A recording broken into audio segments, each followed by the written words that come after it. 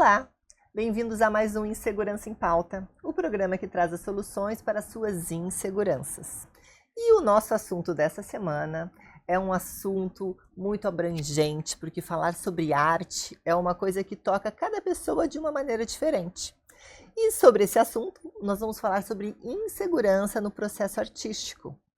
Convidei a pessoa muito importante aqui do nosso cenário de arte, muito conhecido, está há muito tempo no mercado, ele é muitas coisas, dentre elas, cantor. Com vocês, Laerte Galesso. Tudo bem, Laerte? Tudo bem, Jô. Muito obrigada por aceitar o nosso convite. Eu que agradeço, Jô, a oportunidade de vir conversar com o seu público sobre esse assunto tão relevante, né, que é falar sobre a insegurança na arte, né, que é muito abrangente, como você falou, né? Tem leilões de arte, como o próprio Milan falou sobre leilões, achei muito bacana. Tem o segmento do mercado de arte, tem o ensino de arte, então é muito abrangente. O nosso foco hoje vai ser falar sobre a insegurança no processo artístico, ou seja, desde quando a pessoa se resolve estudar arte, né? Como que gera essa insegurança? Porque o Laerte, ele é professor de arte. Há quantos anos, Laerte? Eu já dou aula há mais de 48 anos. Nossa. É bastante tempo. E ele é fundador também da Academia Brasileira de Arte, a ABRA, né? Muito conhecida aqui na cidade de São Paulo, que já formou muitas pessoas. Muitas pessoas. A ABRA, Ju, é uma escola que está completando agora 38 anos de existência, né? E além de eu ser o fundador da ABRA, eu sou o criador do método CEIA, que é um método que chama Sistema de Ensino Individualizado ABRA, que possibilita que o aluno, né, faça os seus estudos de acordo com o seu nível de entendimento, de acordo com o seu ritmo, enfim, é um método que garante assim 100% do aprendizado. E eu posso falar uma coisa? Eu concordo, porque eu estudo na Abra e eu adoro, é um lugar maravilhoso, é uma energia gostosa, né, de novidades. Eu acho que a gente está sempre trazendo, os professores são muito bacanas também. Parabéns pela escola. Obrigado, Jô. E é um prazer ter você no nosso quadro de alunas. E eu aprendi a desenhar através desse método que tu desenvolveu, porque eu realmente não sabia fazer nada e a gente consegue todo mundo fazer as cadeiras, as coisas, é incrível, né? Porque a gente vai falar um pouco sobre a questão da insegurança, né? E essa insegurança, Joe, ela já começa desde que a pessoa decide, né, entrar num curso ou fazer arte, né? E continua, inclusive, durante todo o processo e até depois da pessoa formada. Mas essa insegurança, ela é completamente natural, entendeu? Mas ela pode ser trabalhada de uma maneira com resiliência, com paciência, principalmente com autoconhecimento, né? De modo que isso não é um empecilho para que a pessoa venha se tornar um artista. E tem muitas inseguranças nesse processo todo, né? Tem muitas inseguranças. Vamos começar a falar sobre essas inseguranças aqui, a gente tem uma colinha. Vamos lá. Como superar a insegurança na formação artística? É a nossa primeira pergunta. Pois é, Ju. A insegurança, ela já começa na questão do dom, o mito, né? O mito do dom, tá? Então, o dom é um mito que vem desde a antiguidade, né? Especialmente da Grécia e Roma, onde se acreditava que a inspiração vinha através das musas, né? Aquelas divas, figuras divinas, que proporcionavam o talento para que o artista pudesse, né, fazer aquelas obras maravilhosas, né? E isso acaba se estendendo depois no Renascimento com a questão do gênio artístico, né, através de figuras como Leonardo da Vinci, Michelangelo, que são considerados verdadeiros gênios da arte, né? Então, essa questão do dom, ele gerava a ideia de que o artista ele já nasce com esse talento nato, né? E que, portanto, isso não poderia ser trabalhado, poderia ser aprendido como um método e tal, né? Mas hoje, estudos modernos sobre neurociência e também sobre a criatividade, né? Psicologia da criatividade, mostra que a criatividade e o talento podem sim ser desenvolvidos, né? Com a prática ostensiva e com método, com orientação, né? Então é possível, né? Porque a questão do dom é incrível que prevalece até hoje.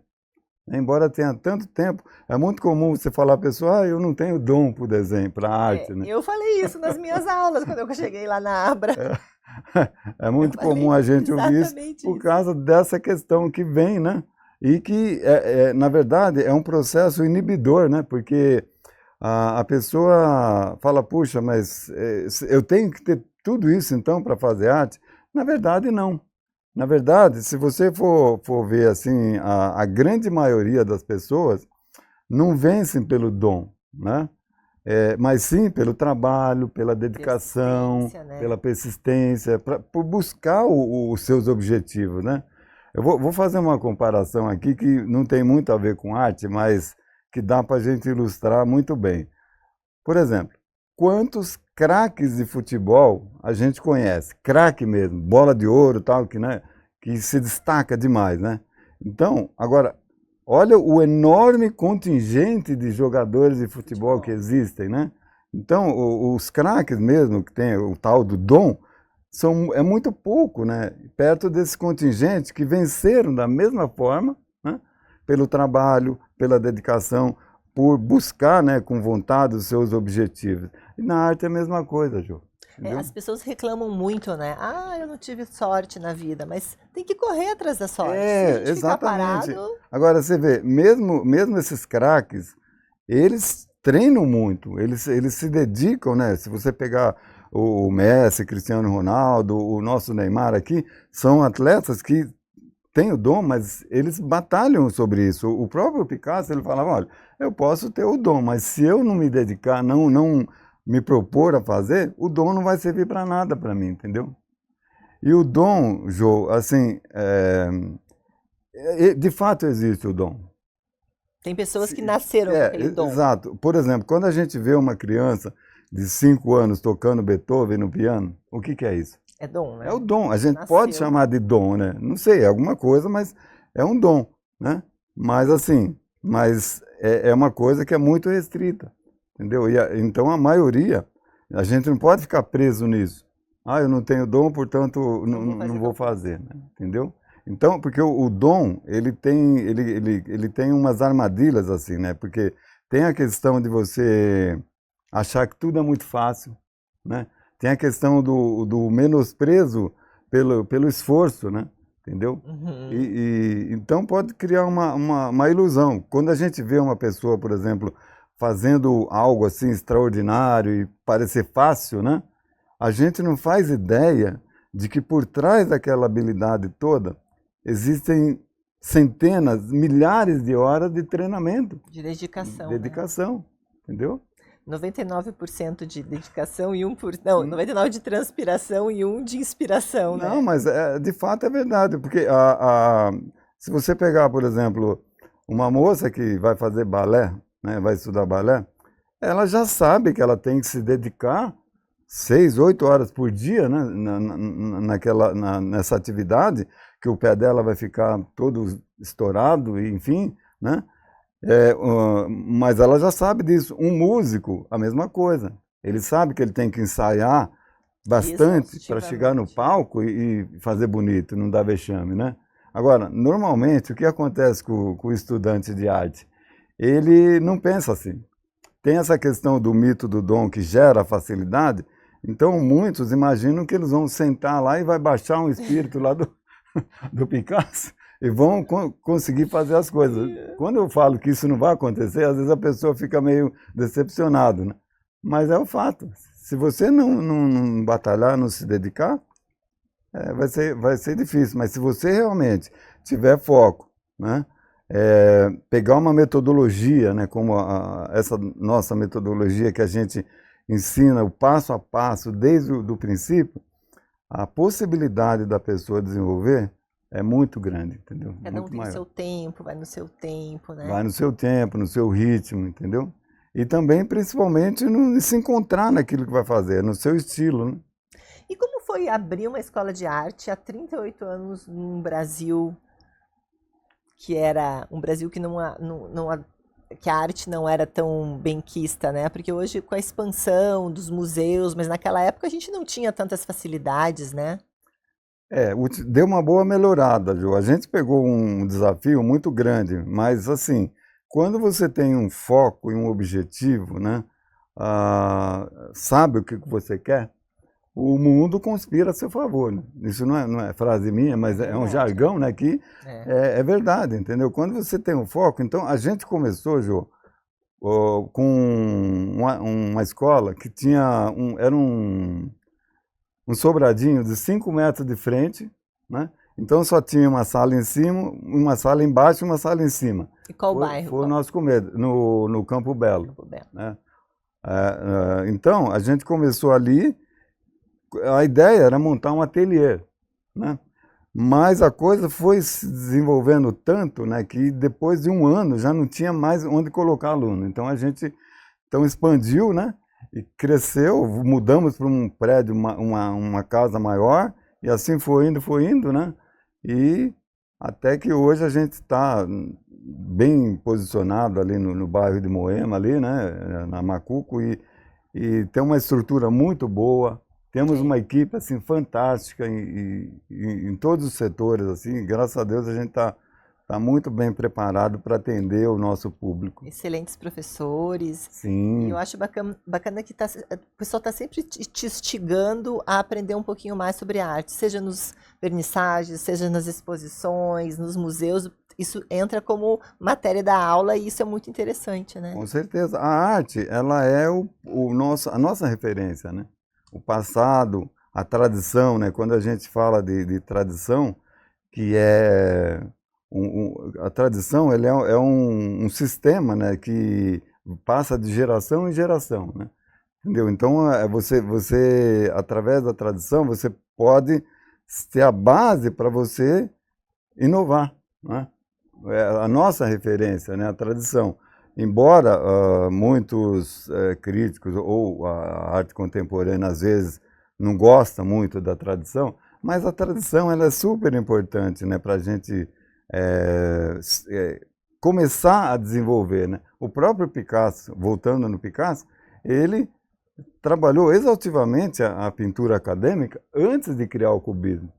Então, hoje existe um processo meio inverso, né, da pessoa já querer ser criativa, mas eu acho que o nosso papel é criar subsídios, né, para que o aluno possa criar, entendeu? Porque assim, não existe um método infalível, não vamos ter essa ilusão que existe um método infalível assim, para você ser artista ou criar. De qualquer modo, qualquer lado que você for, vai ter os prós e os contras, entendeu? Mas eu entendo assim, que quando você fornece os subsídios para o aluno, ele vai ter muito mais a capacidade de criar, de desenvolver, né, o seu estilo próprio, entendeu, Jô? E a gente trouxe umas fotos, podemos passar para falar Trouxemos umas fotos aí, pois Vamos colocar agora a produção. A gente está falando a gente falou, ó, por exemplo, essa é a arte clássica, né? É uma obra do Davi, né? Uma pintura clássica. E o interessante, Jô, antes de passar para outra imagem, é mostrar que a tradição, por incrível que pareça, é um outro fator de insegurança.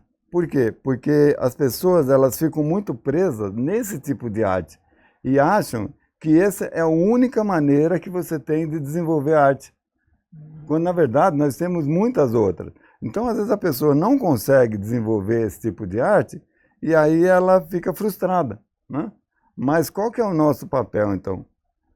É resgatar a pessoa, porque apesar da arte ter tido esse grande desenvolvimento a partir do final do século XIX, com a criação da arte moderna, né?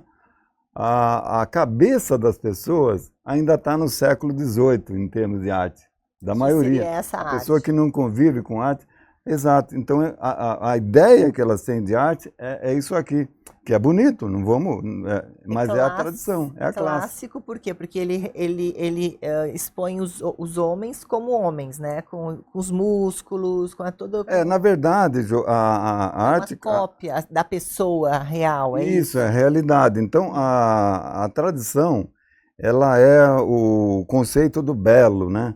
Da beleza idealizada. Né? Então, você vê que aí é uma pintura idealizada, né? Então, as pessoas ficam presas nesse tipo de arte, achando que a única maneira de fazer arte é isso daí. E se elas não conseguem... Se frustram. Fica frustrado. Então, se eu não consigo desenhar isso, eu não sirvo para nada, eu não sirvo. né? Exatamente. Como artista. Até meados do século XIX, antes da invenção da fotografia, né? Antes da invenção da fotografia, a pintura ela tinha a função de retratar as épocas, né? Então, tudo que a gente sabe em termos da história do mundo e tal, anterior à fotografia, é através da pintura. Né? As pessoas ficavam lá paradas e os pintores ficavam retratando. A história, os fatos, tudo. A própria Bíblia, né, contava a história da Bíblia através das imagens. Até porque a maioria do povo era analfabeto, então tinha que contar através das imagens. Né? Mas assim, quando surgiu a fotografia, a arte, a pintura, ela perdeu essa necessidade, ou deixou de ter essa necessidade de retratar as épocas, porque a fotografia, com um clique, você consegue fazer isso, entendeu? Então, muitos acreditavam, inclusive, que a pintura, se ela tinha essa função principal, ela ia morrer. Mas, pelo contrário, isso foi um estímulo para que os artistas renovassem. Né? E a arte é isso, ela está sempre se inovando. A pintura, por exemplo, ela já foi morta várias vezes, sempre está... Sempre está ressuscitando. Sempre está voltando. Entendeu? Exato, porque aí surgiu o impressionismo, depois surgiu o cubismo, surgiu o fauvismo, então vários movimentos, né? Por quê? Porque a arte se desvencilhou, né, dessa obrigatoriedade de retratar as épocas, entendeu? Então os artistas inovaram e, então, voltando um pouquinho, Jô, antes da fotografia, que era a arte clássica, a pintura, a pessoa que não soubesse desenhar academicamente perfeito, estava fadada ao fracasso na arte. Por quê? Porque o desenho ele era a base da pintura, que era usada para relatar os fatos. A igreja, né, contratava os artistas para fazer as imagens que eles queriam. Tinham os soberanos que pediam os retratos, tal. Então isso era o que prevalecia. Quando a pintura se desvencilhou disso, né, então o desenho também hoje é uma coisa autônoma. Né? Cada um pode ter o seu estilo e seu próprio traço. Exatamente. Vamos passar para a próxima? Então, aí a gente tem agora... aí a fachada da Abra, né, que nós somos na Avenida Macuco ali, entre a Ibirapuera e a Arapanés, né? E muito bonita. Obrigado. A gente está com a escola, como eu falei, há 38 anos. Mas a pessoa pode se inscrever para vários cursos, né? Não precisa fazer só um curso, ela pode fazer fotografia, tem diversos cursos. Sim, né? sim, a gente tem um leque, Jô, de mais de 50 cursos, né? Inclusive presenciais e online, né? Então, a pessoa... É claro que fazer um curso presencial é muito mais, assim, estimulante, né? Você tem lá o contato com as amigas, você vivencia, né, a sala de aula. Incomoda os professores bastante. Tem os relacionamentos também, né, que você faz na sala. E muita gente, inclusive, procura o curso também, não só para aprender arte, mas também para se relacionar, né? Para se sentir útil, fazer alguma coisa interessante e tal. Então, tem vários fatores que levam a pessoa a vir fazer o curso, fora a questão profissional. Né? Qual é o site da Abra? É abra.com.br. Lá as pessoas encontram todas as informações. Lá você pode encontrar todas as informações, tanto para os cursos presenciais quanto online. Bom, vamos passar a foto então, a próxima. Aqui a gente tem, então, um exemplo, né, daquela arte romana, né, que vinha através da inspiração das musas. Né? na foto seguinte, Pode passar. Essa é uma estátua de mármore, né? é uma estátua, né? Então olha a perfeição, né? Tá vendo? Todos os músculos, Estátua né? romana, né? Então é a idealização da perfeição, né? A arte clássica, ela não é uma arte que retrata assim o povo comum, tal, não. Retrata só o corpo como se imagina, né? Idealizado, entendeu? Então é Porque se interessante a a gente gente observar. era bonito por dentro, era bonito É. se era bonito por fora, era bonito por dentro, né? Exato, Na parte exatamente. grega, né? A gente tem, inclusive, um curso de História da Arte muito bom, né, para a pessoa iniciar, né? Porque ah, é importante no aprendizado, nós vamos falar mais sobre isso, que a pessoa tenha embasamento, né? Para poder... Então, a História da Arte, ela te dá esse embasamento, entendeu, João? Na sequência Passar a aí, próxima. Acho que tinha uma. Essa aí. essas são as musas que inspiravam, Que vinham né? para inspirar os Um exemplo pintores. das musas que inspiravam os artistas e possibilitavam, né, que eles tivessem esse talento nato, entendeu, Ju? Então você vê como que o mundo, né, Elas vinham e caminha. assopravam nos ouvidos. É, exatamente. Então quem não tinha esse apoio das musas, Tava coitado, ferrado, tá né? ferrado. Os réis mortais nem se atreviam a fazer arte, né?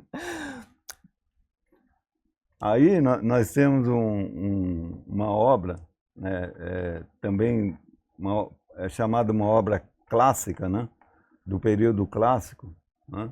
É clássico porque as pessoas são desenhadas como as pessoas são. É isso, ela espelha a realidade, Verdade. tenta espelhar uma realidade, mas é uma realidade idealizada, não é uma realidade nua e crua, entendeu, João? Uhum. Aí o Michelangelo, né, o grande Michelangelo, né, que... Não, e parece que tá viva, né? A estátua, porque os músculos, parece que ele E vai aquela obra respirar, né? anterior do gênio Da Vinci, Leonardo da Vinci, né? A qual aquela a outra do homem. Não a que a gente passou anterior, do que falei que a pintura é Ah, clássica. certo.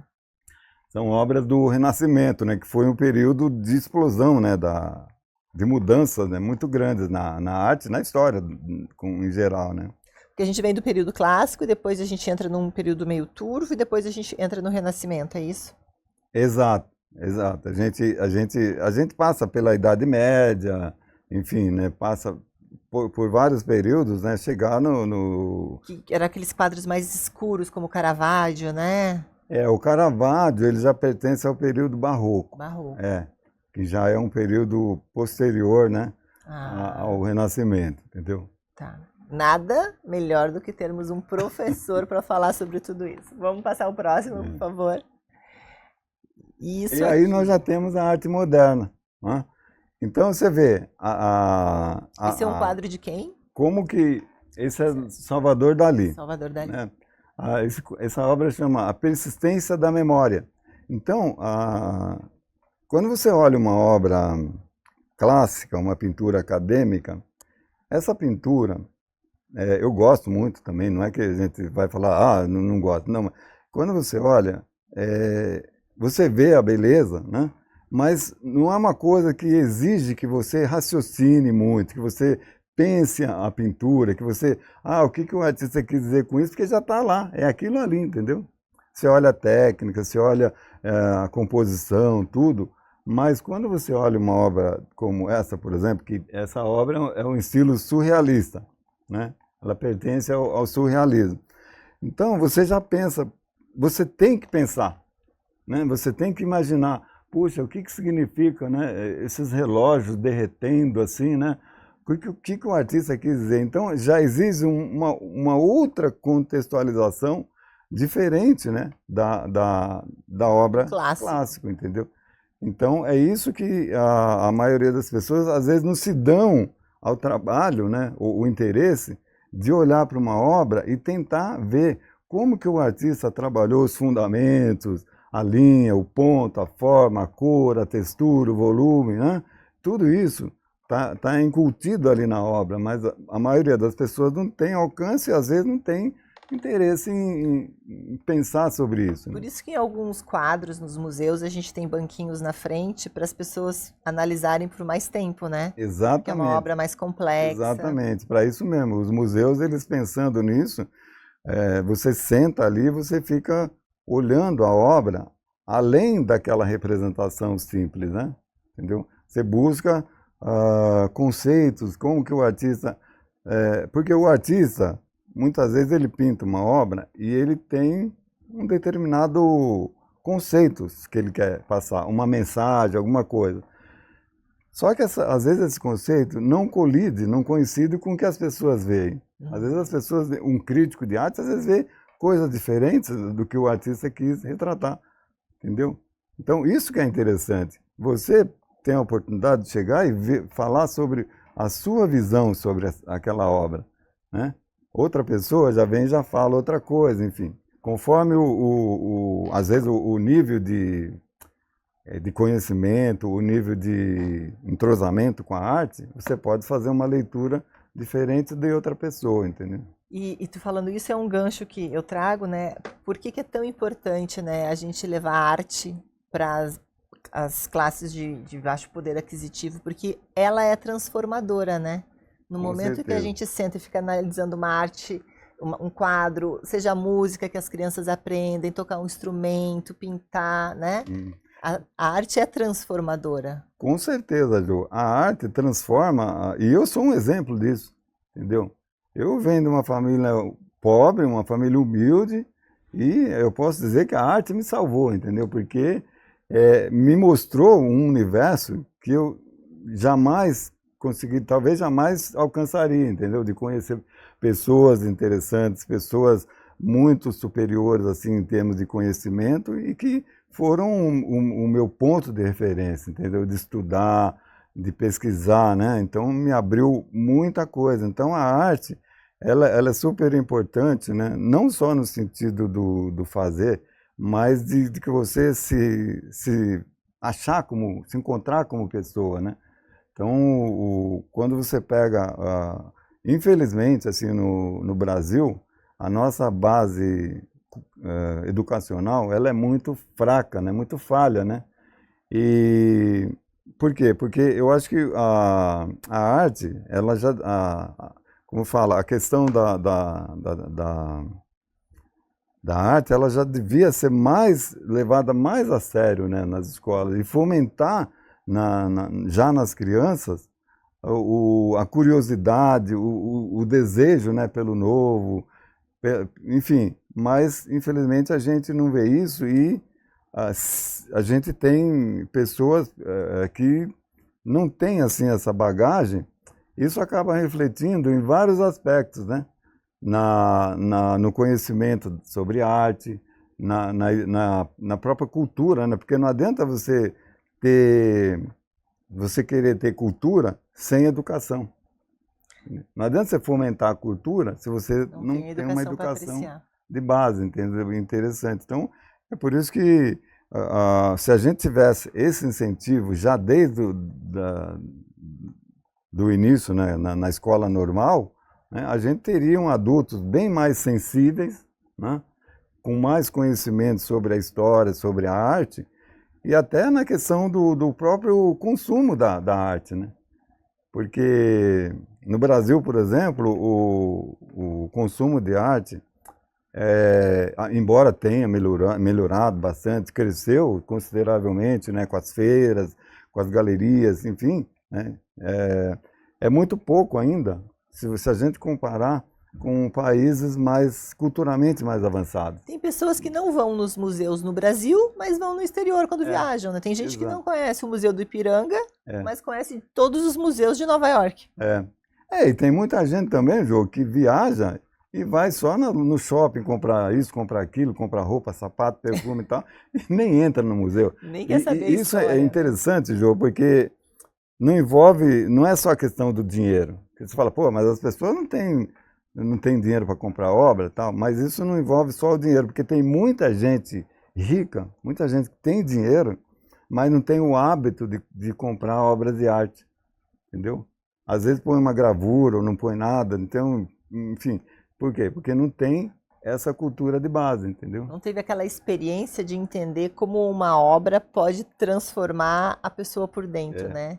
Eu digo que a beleza, na Abra eu faço designer de interiores, e eu acredito que a beleza estética do local, ele melhora a pessoa. Então, se a gente está num local organizado, né, com cores que combinem, independente de moda ou de tendências, que tu se sinta bem, isso faz a pessoa se sentir melhor e a pessoa tenta melhorar o seu dia a dia. Eu acho que a arte, em todos os aspectos, ela é transformadora para cada pessoa de uma maneira diferente, né? Com certeza. Você falou do design de interiores, né? O design hoje, né, que era a antiga profissão de decorador, né? Hoje é design de interiores. Então é uma profissão, né, que é reconhecida, né?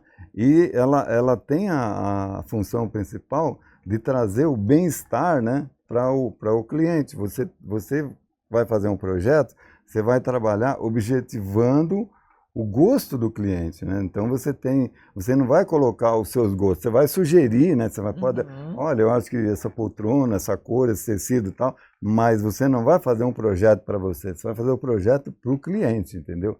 E é isso que que você tem que trabalhar dessa forma, entender a necessidade do cliente e trabalhar em função disso, né? E melhorar a vida dele. Melhorar a vida dele, tornar a vida dele mais agradável, o espaço, né, que ele vai utilizar, seja para relaxar, para trabalhar, para dormir, enfim. Então, isso envolve, né, como você está aprendendo, muitos quesitos, né, Jô? Você tem que saber sobre cor, sobre composição, sobre materiais, que é importantíssimo, que toda hora está surgindo um material novo, né? Então, é uma profissão muito rica, né? E você está no caminho certo. Eu estou adorando. Bom, continuando aqui, a gente também tem falamos da tradição, o mito do dom, a base cultural que a gente, né, pincelou aqui. Hoje em dia não tem mais a educação artística na grade escolar? Olha, Joe, eu sinceramente, eu não sei, viu? Tiraram filosofia, tiraram várias, tiraram né? várias coisas que a gente considerava importante, né? E hoje, as escolas particulares, elas têm puxado muito essa questão da arte, né, na criança. A gente tem, inclusive, o curso de arte para crianças e kids lá, né, que é muito legal. Então, é um complemento muito interessante para o curso normal, né? Porque a criança vai desenvolver outras coisas, criatividade, enfim, então. E assim, você sabe que a arte para a criança, Jô, ela é tão importante, mesmo que a criança não vá ser um artista no futuro, ela vai ajudar muito na questão do desenvolvimento da criatividade, da sociabilização da criança, né? Então, a arte, todo pai que tiver a oportunidade de colocar o seu filho numa escola, fazer um curso de arte, é muito útil, vai ser muito importante para a formação dessa criança, né? Como eu falei, se tornar um adulto mais sensível, entendeu? Um adulto que tenha um embasamento cultural maior, enfim. É claro que a arte ainda é bastante elitizada, né? Mas tem muitas ONGs, inclusive, que faz esse papel, né? Nós trabalhamos, por exemplo, com a ONG Alquimia, que é uma ONG que ela ajuda muito a crianças e também os pais da comunidade, né? Nessa questão da arte, enfim, da arte, de suprir mesmo as necessidades. E a gente faz esse trabalho com essa ONG já há um bom tempo. Nós criamos um ateliê lá para que as crianças possam fazer sua arte e também, às vezes, fazemos trabalhos, workshops, tal, com as crianças. Então, é muito gratificante, né? Porque eu não tive essa oportunidade, entendeu? Então, é muito gratificante quando a gente consegue oferecer ou devolver, né, um pouco do que a gente recebe, né, João? Para a sociedade. Bom, continuando, então, após a nossa base cultural, a gente fala um pouco sobre a insegurança da idade. Eu vou começar um processo com 40, 50 anos. Existe essa insegurança? Existe sim, Jô. Muitas pessoas, assim, nessa faixa de 40, 50 anos, né, começam a se questionar, né, para fazer um curso, ficam muito seguras porque falam, puxa, mas será que eu vou conseguir acompanhar Como é que vai ser a minha volta na escola, né, tal? Será que a idade do grupo é compatível com a minha? Então, tem um monte de questionamento que acaba gerando uma insegurança, né? Mas eu vou falar para você, Jô, se tem uma atividade que não tem idade para começar, é fazer arte, né? A arte, fazer artístico, ele não vai te exigir esforço físico, né? Academia, tal, você não vai precisar fazer esforço físico, cálculos matemáticos, nem pensar, né? Então, não é uma atividade que vai te consumir muitas horas também, você pode se dedicar de acordo com o seu tempo, né?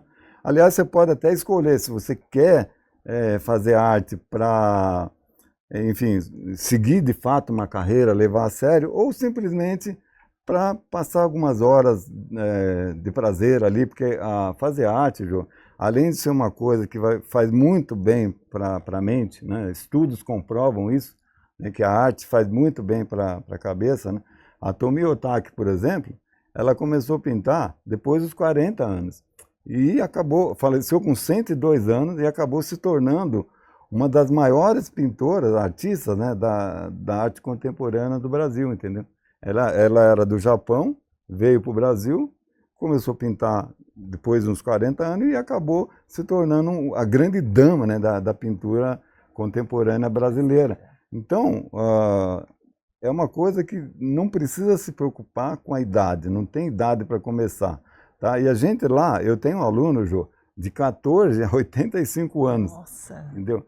Que muitos são separados por tribo, né, como diz a galera, né, separados por tribos. Outros convivem numa boa, em várias idades, né, com os mesmos objetivos ali, entendeu? Então tem muitas senhoras assim nessa faixa, que tem muitas mulheres, Jô, que passam a vida inteira se dedicando ao filho, ao marido, cachorro, papagaio e tudo, e acaba esquecendo delas mesmas, né? Então, depois de uma certa idade, aí fala, puxa, às vezes os filhos casam, e às vezes o marido vai embora, e aí a pessoa fica perdida, né? E agora, né? E a arte, ela é uma excelente atividade, né? Para a mulher, principalmente, né?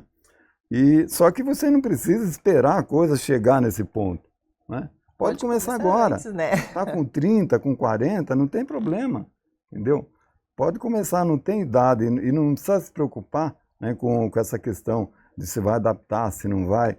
Lá, se você vê um ateliê, assim, Jô, a maioria das minhas alunas, ou das alunas da Abra como um todo, são mulheres, né? Então a gente tem mais ou menos mais de 70%, às vezes tem sala que até 90% são mulheres. A sua sala mesmo deve ter, a maioria é mulher. Tinha um ou dois. Entendeu? Então, as mulheres, né, e elas, muitas vezes elas vão no curso, na escola, por causa das amizades que elas fazem. A gente promove um intercâmbio muito legal no ateliê e na sala de aula em geral, né? De modo que fica aquela comunidade, né, que discute, fala sobre a sua vida pessoal, fala sobre o marido, fala sobre, enfim, seus anseios, seus medos, enfim. Então é muito legal o ambiente e simplesmente não tem idade para começar. Então entre lá no site, viu, gente? Estou fazendo propaganda porque eu sou fã. Bom, daí Obrigado. A gente chega na parte da insegurança. Depois que vem da segurança da idade, financeira. É caro? Não é caro fazer arte? Como é que é? Exatamente. A insegurança financeira, ela também é natural. Quando você vai comprar alguma coisa, seja um curso e tal, você sempre vai, puxa, mas quanto será que eu vou gastar com isso, né? Mas assim, quando você vai fazer algo que é bom para você, que vai te agregar valores, que vai te fazer bem para a sua mente, né? Você não deve encarar isso como um gasto, mas sim como um investimento que você está fazendo, né? Isso é muito importante, você separar gasto de investimento. Né? Você está investindo em você, né? Na sua cultura, no seu conhecimento. Quando você viaja, você vai no museu, você consegue, né? Ter uma leitura melhor do mundo. Entender, falar sobre o assunto. E principalmente, né, sobre a saúde mental, né, Jô? Porque a arte, ela tem esse poder, né, de ajudar, né, a pessoa a superar muitas das suas crises, porque é uma coisa só sua, um momento só seu ali que você está fazendo. Então, a gente não deve encarar o preço do curso como um gasto, né? E outra, hoje nós temos a democratização da internet, né? Que permite com que pessoas do Brasil, do mundo inteiro, possam fazer a Abra, né? Sem sair de casa, né? E, inclusive, o curso online, ele sai bem mais em conta do que o presencial, porque ele não tem uma série de coisas que você tem que pagar no presencial, né? Agora, se você pode fazer um curso presencial, né? Tem condições, tem tempo, disponibilidade, eu recomendo. Porque o presencial, como eu falei, é muito mais estimulante, é uma coisa ali de intercâmbio com o pessoal, você tem assistência do professor, né, tal, é muito mais dinâmico. Mas para quem não pode ou não consegue, de alguma maneira, fazer, o curso online é uma ótima opção, né? E falando em segurança, tem a segurança hoje da compra do curso, né? Porque antigamente, você lembra que a gente ficava inseguro, putz, eu vou comprar isso aqui pela internet, como é que vai ser? Será que vai chegar? Será que vão, entendeu? Tinha o Instituto Brasileiro de... Não tinha aquele dos anos 80, né? Que você Sim. comprava, eles mandavam um curso pela internet. Instituto Universal Brasileiro. Instituto Universal Brasileiro. Agora você desenterrou. Isso aí é da década de 60, João. Ai, não. E o pessoal mandava pelo correio, né? E a questão da insegurança em escolher uma instituição? Sim. Uma instituição, como é que a pessoa deve analisar? O que ela deve analisar? Olha, para escolher uma instituição é muito importante, né, você analisar primeiro a idoneidade dessa instituição, né? Quanto tempo ela está no mercado, né? Se ela tem uma sede própria, né? Não é uma coisa que é só pela internet. Quer dizer, você não tem nem a quem recorrer depois, entendeu? Então, é importante ver isso, é importante ver o suporte que essa instituição vai te dar, né? Quem é o professor que vai dar aula, é importante ver o currículo desse professor. Então, você sabe que a internet tem tudo, né? Você clica lá no Saiba Mais, todos os seus problemas são resolvidos. Entendeu? Mas como tem muita picaretagem também, então a gente tem que fazer uma análise criteriosa para você também não entrar numa roubada, né? Porque depois que você entrou para rever seu dinheiro de volta, aí é complicado, né, Ju?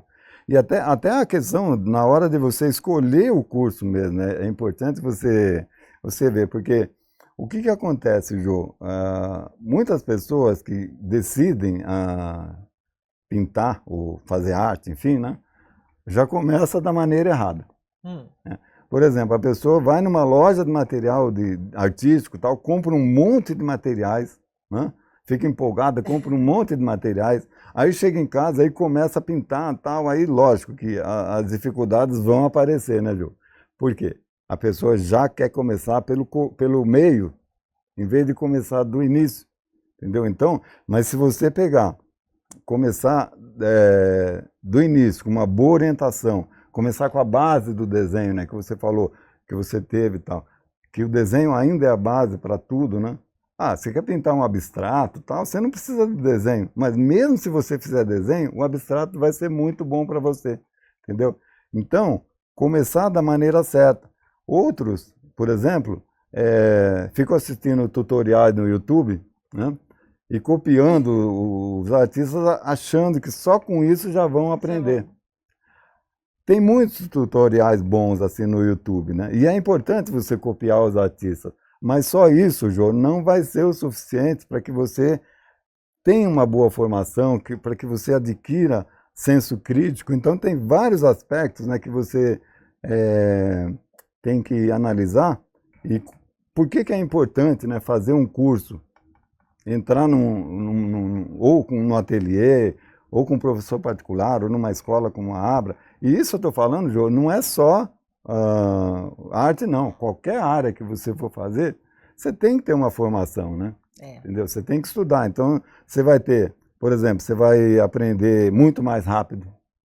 Por exemplo, às vezes um detalhe que o aluno demora lá 2, 3 meses para descobrir sozinho, o professor vai ensinar numa aula para ele.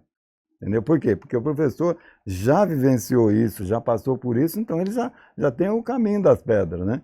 Entendeu? Você vai também adquirir senso crítico, que é importante, né?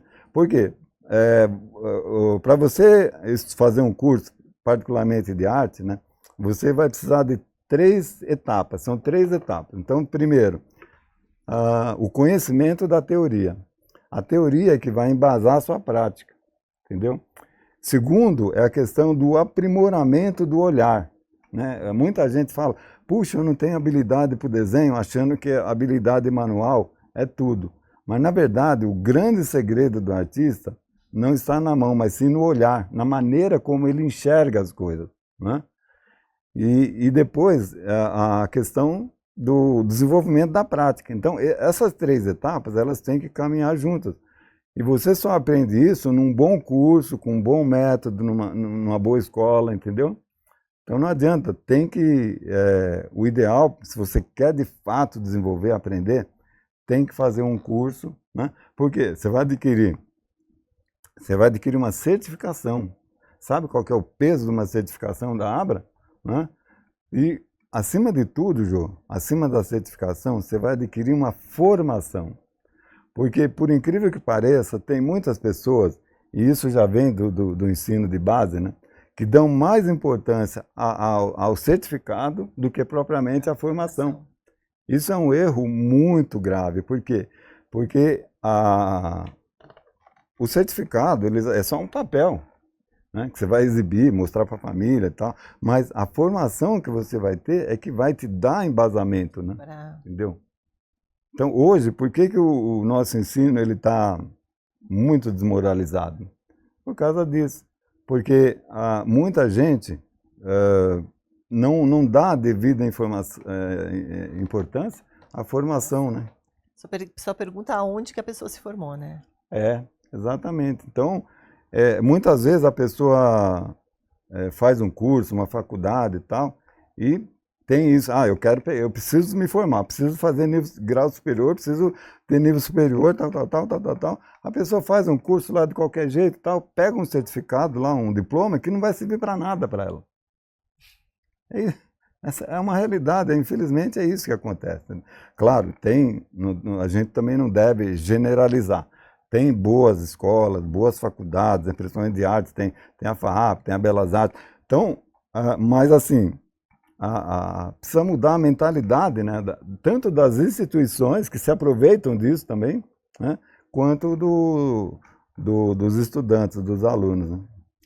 Mais alguma coisa que a gente esqueceu de falar, Laerte?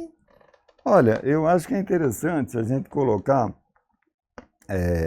quando a pessoa começa a estudar, o que gera mais insegurança, né? Que a gente luta lá para convencer o aluno, né, de que ele não precisa ter isso, né? Então tem vários fatores, como, por exemplo, o medo de errar. O medo de errar é uma coisa que paralisa a pessoa.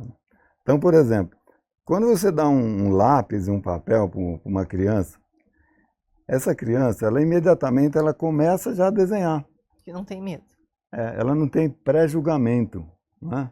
Ela não tem senso crítico, aquela coisa de autocrítica, né? Entendeu? Agora, quando você dá um lápis e um papel para um adulto, que não trabalha com desenho, nada, ele entra em pânico. Porque ele já começa, puxa, eu vou fazer papel ridículo, né? O que vão pensar do meu desenho, né? Vou passar vergonha. Então, isso são bloqueios, né, que paralisam as pessoas. Então, qual que é o nosso papel? Logo de cara, é tentar tirar e transmitir segurança, né? Nós estamos falando em segurança, transmitir segurança para que essa pessoa entenda que errar durante o processo é a coisa mais natural do mundo, né? Eu falo para os alunos assim, a sociedade ela é meio intransigente com o erro, né?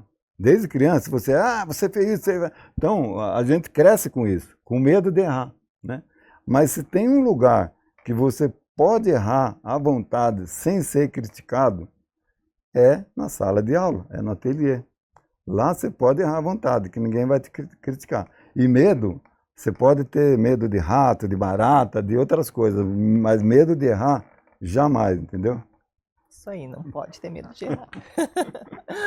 Boa sugestão. Bom, Laerte, nosso assunto está ótimo, mas ó, vai ter que voltar outras vezes, porque A gente vem. o tempo voou. Ah, é? Nossa. É.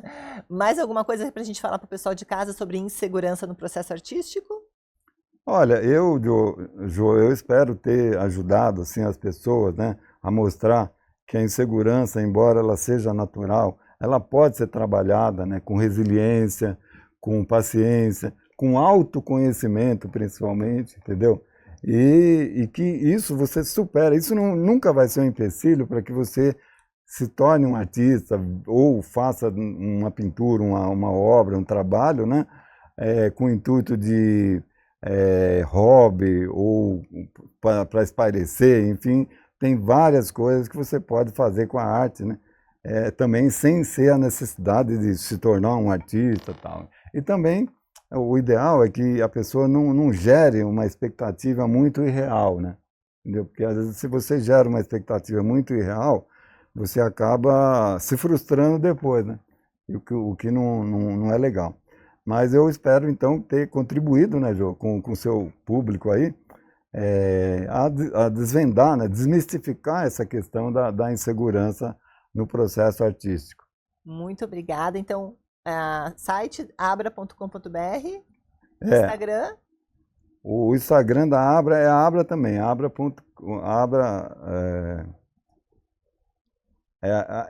só entra na Abra lá que... Tem, tá tudo lá, a gente coloca aqui embaixo no programa. Laerte, Okay. muito obrigada pela presença. Espero te ver outras vezes aqui para trazer falar sobre outros assuntos sobre arte, que eu acho que é um assunto muito abrangente, como a gente começou a falar no programa no início. Obrigado, Jô. Para mim foi um prazer também e coloco à disposição a hora que você precisar, tá bom? Muito obrigada. E esse foi mais um Insegurança em Pauta, o programa que traz as soluções para suas inseguranças e hoje falando sobre um assunto gostoso, leve, sobre a insegurança no processo artístico. Até a próxima semana.